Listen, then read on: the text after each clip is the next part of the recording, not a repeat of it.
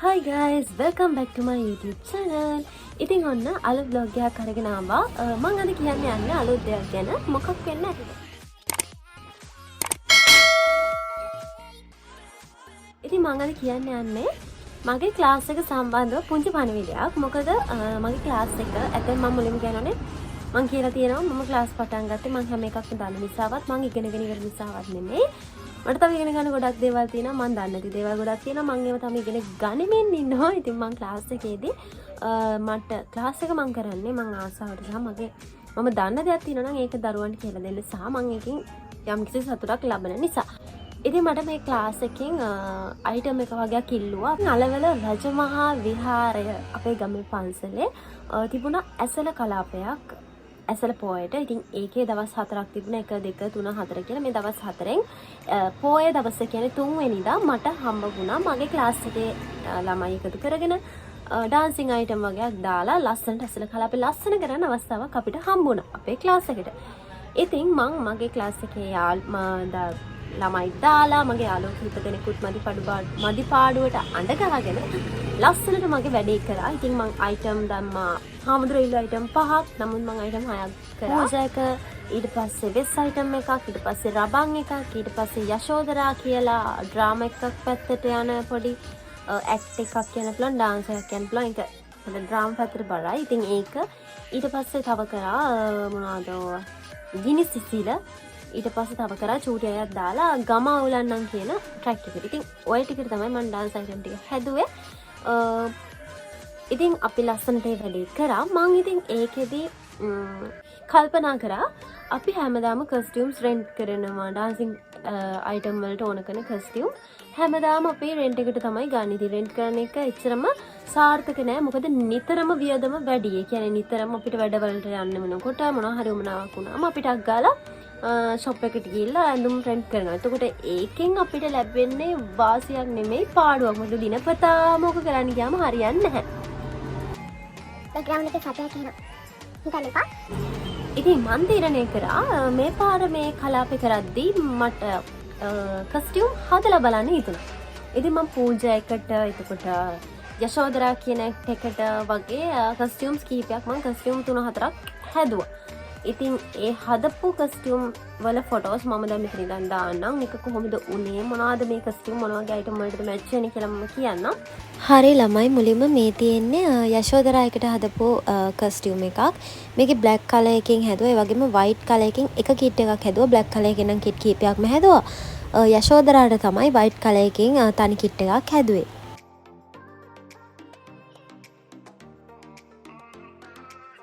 ඒ photos ටික හරියට ගන්න බැරි වුණා. ඉතින් ඒ වගේ නම් ඇත්තට මෙච්චර ලොකු ලස්සනක් පේන්නේ නැහැ. අපි පස්සේ කස්ටියුම් දාලා ෆොටෝස් ටික ගමු. ඊළඟට මේ තියෙන්නේ පූජා කිට් එක. ඒකෙන් මම හැදුවා කිට් දෙකක්. දෙකක් කියන්නේ කලර්ස් දෙකකින් තමයි හැදුවේ. ඉතින් එකම කිට් එක කලර්ස් දෙකකින් හැදුවා. එතකොට ඒක හොඳයි කියලා මට හිතුණා. ඊළඟට මේ තියෙන්නේ කන්ටෙම්පරරි ඩාන්ස් එකකට හදපු කස්ටියුම් එකක්. ඒකත් ලස්සනට ආවා.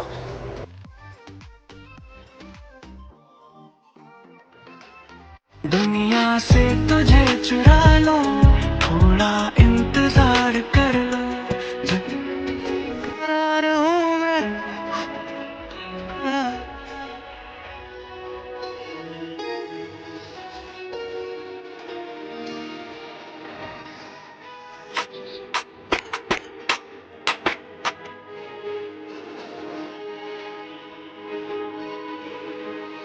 ඉතින් මම ඒ නිසා කස්ටියුම් කීපයක්ම හදලා තියෙනවා. ඒ වගේම තව ටිකක් ඉස්සරහට හදාන්න බලාපොරොත්තු වෙමින් ඉන්නවා. ඒ වගේම ඕගොල්ලන්ට පුළුවන් ඔයාලටත් මොනවා හරි දෙයකට ඩාන්ස් අයිටම් වලට කස්ටියුම් ඩිසයින් කරන්න. එහෙම නැත්නම් කස්ටියුම් හදන්න.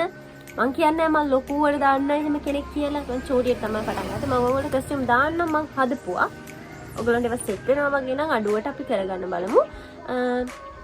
සහ ගොඩක් අඩුවට අපිට පුළුවන් විදිහට තමයි අපි කරන්න ඕනේ. ඉතින් ඒ නිසා ඉතාලම අඩුවට කරන්න try කරනවා. ඉතින් ඔයගොල්ලන්ටත් තියෙනවා මොනවා හරි කස්ටියුම් එකක් ඩිසයින් කරගන්න, ඩාන්ස් අයිටම් වලට කස්ටියුම් හදන්න. ඔය පෙර පාසල් වල කොන්සර්ට් තියෙනවා. ඒවට කොන්සර්ට් වලට එහෙම නම් ඕනේ වෙනවා. එතකොට එහෙම ඕනේ වෙනවා නම් ඒගොල්ලන්ට කතා කරන්න පුළුවන් මට. ඉතින් ඔයාලට පුළුවන් මාව contact කරගෙන ඒ වගේ දේවල් වලට help එකක් ගන්න, support එකක් ගන්න.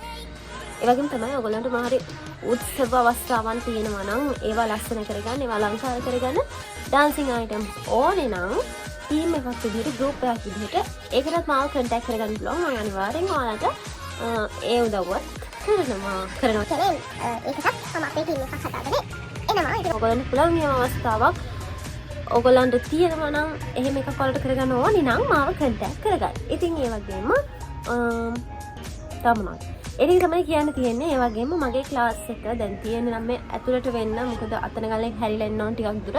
මොකද මම තාම ලොකුවට කරන්න යන්නේ නැහැ. මොකද මම තාම පොඩි මට්ටමේ ඉන්න කෙනෙක් නිසා. ඉතින් හැබැයි කොහොම හරි මම ටවුන් එකට ක්ලාස් එක ගේන්න බලාපොරොත්තු ඉන්නවා. බලමු කොහොම හරි ඒක කරන්න ඕනේ. ඉතින් එහෙම කරගන්න පුළුවන් වුණොත් ඔයගොල්ලෝ ගොඩක් අය මගෙන් අහනවා අපේ ස්කූල් එක හරියේ ඒ පැත්තේ ඉන්න කට්ටිය ක්ලාස් එකක් වෙන මේ පැත්තකට වෙන්න ටවුන් එකට පැත්තට වෙන්න නැද්ද කියලා. මොකද මේ පාර නිතරම බස් යන්නේ නැහැ, බස් අඩුයි. ඉතින් ඒක නිසා ලොකු ප්‍රශ්නයක් වෙලා තියෙනවා. ඉතින් මම කොහොම හරි කරන්න try කරන්නම්. මෙතන මට කියන්න තියෙන අනිත් එක තමයි මම දිගටම මට vlog ගේන්න බැරි වුණා ළමයි. මේ ටිකේම අර වැඩ නිසා සහ තව පොඩි වැඩ වගේක් තිබ්බා. ඉතින් මම ඒක නිසා පොඩක් බිසි වෙලා හිටියේ. ඉතින් මට vlog එකක් ගන්න තරම් මූඩ් එකක් තිබුණේ නැහැ. මම අර වීඩියෝ ක්ලිප් ගත්තට ඒවා ඇත්තට සාර්ථක නැහැ. ළමයි අර ඕනාවෙන් ගත්තේ නැහැ නේ. හදිස්සියේ එහෙම කරලා තියෙන නිසා ඒක ලස්සනට ඒක ආවෙත් නැහැ. එහෙමයි. දිගටම ඉන්න අලුත් vlog එකක් කරන්න අනිවාර්යෙන් එන්න. දැනට මේක පොඩක් මම පණිවිඩයක් විදියට දුන්න වීඩියෝ ක්ලිප් එකක්. ඉතින් ඉස්සරහට අනිවාර්යෙන් vlog එකක් කරගෙන එනවා. ඉතින් එතකන් දිගටම මාත් එක්ක ඉන්න. ඔයගලන්ට මොනවද දැනගන්න තියෙනවා නම් පහලින් කමෙන්ට් කරන්න. මගේ කස්ටියම් ටික ගැන බලලා ඔයගලන්ට මොකද හිතුනේ කියලාත් පහල ලෙහින් කමෙන්ට් කරන්න. එහෙනම් අලුත් vlog එකකින් එනකම් හැමෝම පරිස්සමෙන් ඉන්න. bye.